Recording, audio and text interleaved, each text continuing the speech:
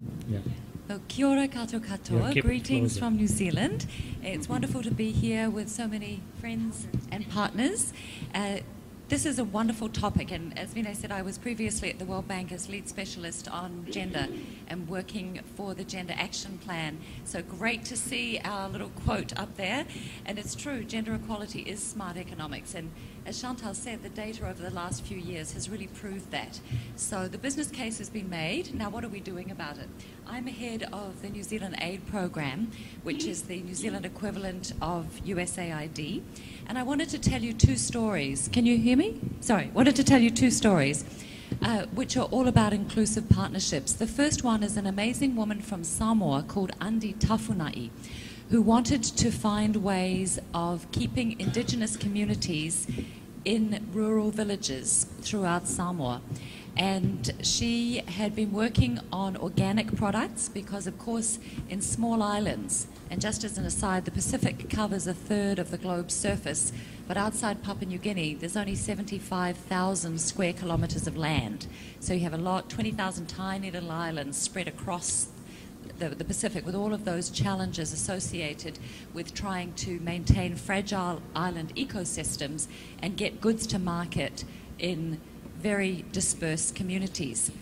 So organics is even more important in small island environments because the phosphates and etc. from fertilizers run off into the lagoon and kill the fish.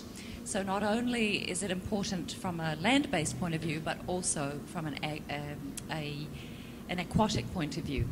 And so Andi came up with the idea of producing organic coconut oil. Coconuts are abundant, and she worked with us, the New Zealand Aid Program, over the last 15 years to provide a capital injection up front to women and their families that would then be paid off over time. So she acted also as a microcredit bank. There's very little microcredit in these islands as well. And what is exciting about her story that links not only there's the government piece and the community NGO piece, but of course you need a market. And she now has the only global contract with the Body Shop for virgin coconut oil. And now, as the product has become so successful, anything you buy from the Body Shop that has coconut oil is from Samoa. It's the third best-selling product. As it's become so successful, the Body Shop wants to double the order.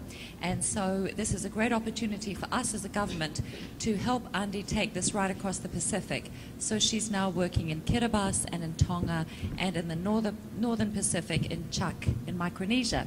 So an exciting new community-driven model that enables a cash income for women through a sustainable green product that links into global supply chains, and because of the need to be able to supply, taking it right across the islands. The second project that we have is something called aquaponics, which is a very new technology. Well, it's both old and new. Those of you who know about traditional rice farming will know that when the rice fields are flooded, you can release fish and that fertilizes the rice. So taking that idea, an Australian scientist has worked with one of our partners in the Caribbean to develop this technology that is a closed ecosystem combining aquaculture and hydroponics. Now, what's exciting for small island atolls is that basically you use 90% less water than traditional growing systems, 2/3 less land, and it actually has a growing time that's 3 times faster. So we've created a multi-stakeholder coalition with government as the impetus, with our largest companies in New Zealand and Australia, the Australia-New Zealand Leadership Forum. And so we have a stakeholder group of our largest banks, Westpac and ANZ, our largest listed companies in the Australia-New Zealand stock exchanges who are active in the Pacific. Carnival Cruises in tourism, Fletcher Building, which does a lot of infrastructure. And the idea is that we are piloting this with women growers in a small place called the Cook Islands, has 10,000 people.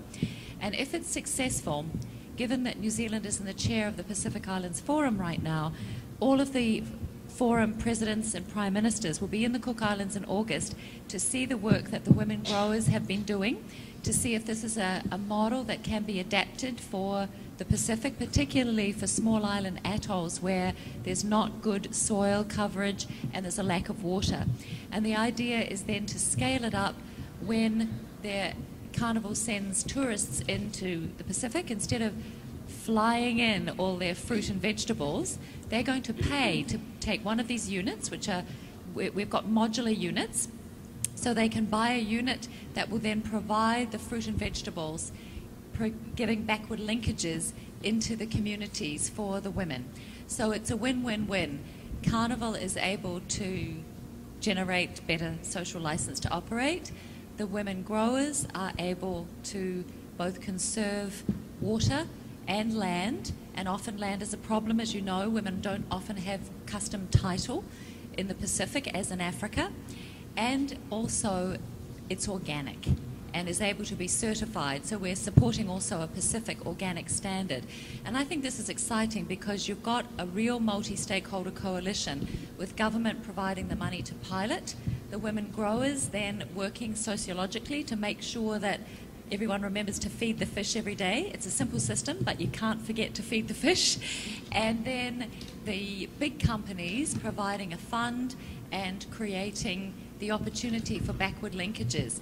Now, I'm going to finish here, but I think that this is a really exciting technology that could be taken right across the world and could be an answer to problems in sub-Saharan Africa and in South Asia as well. So I look forward to talking to more of you about how we might potentially scale that up.